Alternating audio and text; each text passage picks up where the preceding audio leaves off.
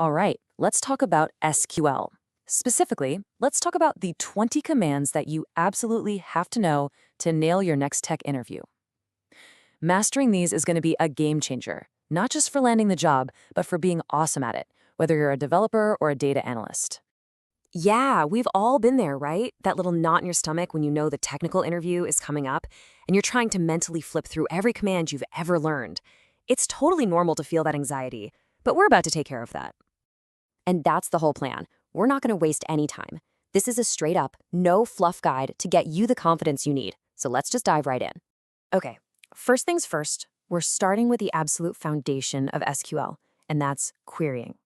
This is all about how you fetch data, how you talk to the database and ask it for exactly what you need. This is skill number one, and it's the most important. So our first and most fundamental command is select. Now look at this choice. On the left, select asterisk is kind of like taking a huge net and just dragging it through the water. You'll catch what you need, sure, but you'll also get a ton of junk, and it's slow. But on the right, when you select specific columns, that's like being a spear fisherman. It's precise, it's fast, and it tells your interviewer that you care about performance. Okay, next up, the where clause. You can think of this as your database's bouncer. Without it, everybody gets in. With where, only the rows that meet your specific condition get past the velvet rope. So you can find users over the age of 18 or sales from California and ignore all the rest. It's all about precision. And to make those filters even smarter, you've got these advanced operators. Between is perfect for finding anything in a range, like salaries from 50K to 70K. In is your go-to when you have a specific list, like show me customers from New York, Chicago, or Austin. And like, that's your text detective, perfect for finding names that start with A or contain a specific word. So getting the right data is half the battle, presenting it well is the other half. Order by lets you sort everything, like finding your top earners by ordering their salaries from high to low. Limit is how you create all those top 5 or top 10 lists. And distinct is your cleanup tool. It gets rid of all the duplicate rows so you only see unique values. All right, so we've got a handle on how to read data.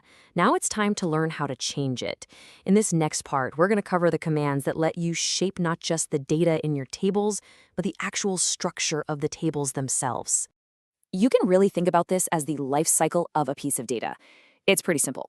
First, a new piece of information is born with insert into. Then, as things change, you might need to modify it with update. And finally, when it's no longer needed, you say goodbye with delete. Insert, update, delete. It's a really powerful and straightforward. And you know what?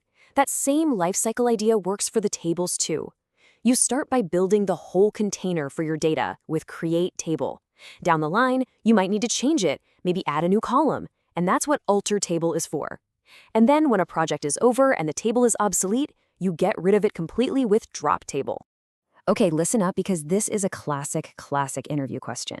Delete is surgical. It removes specific rows from a table, but the table itself is still there. Drop, on the other hand, is the big red button. It obliterates the entire table and everything in it forever. Knowing the difference here is absolutely critical. Now, here's a command that will really make you stand out. If you want to show you're thinking about performance and scale, talk about create index. It's like adding an index to the back of a massive textbook. Instead of flipping through every single page to find what you want, the database can just jump straight to it. This can make queries on huge tables go from minutes to seconds. So, we can read data, we can change data, but the real power, the reason SQL is so important, is analysis. This third and final part is all about the commands that let you turn millions of rows of boring, raw data into actual, meaningful insights. So let's start with the before picture. Here's some raw data. We've got departments, we've got salaries. Right now, it's just a list. It's kind of hard to see any patterns or really learn anything from it looking like this, right? And now, the magic. Watch this. By using group by on the department and then using the sum function, we've instantly transformed that messy list into a super valuable report. Now we can clearly see the total salary cost for each department. This is the heart of data analysis in SQL.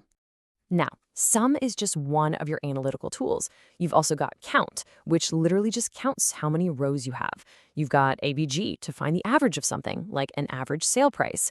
And then max and min are perfect for finding the highest and lowest values in a column. These are the absolute essentials for any analyst. Whew, okay, we've gone through a lot and we've done it fast. So now let's take a step back and put all of these pieces together into your complete SQL toolkit. So all 20 of those commands we just talked about, they fit really nicely into these three pillars. You've got querying, that's all about reading and filtering. You have modifying, that's changing data and database structures. And you have analyzing, which is where you turn raw data into smart insights.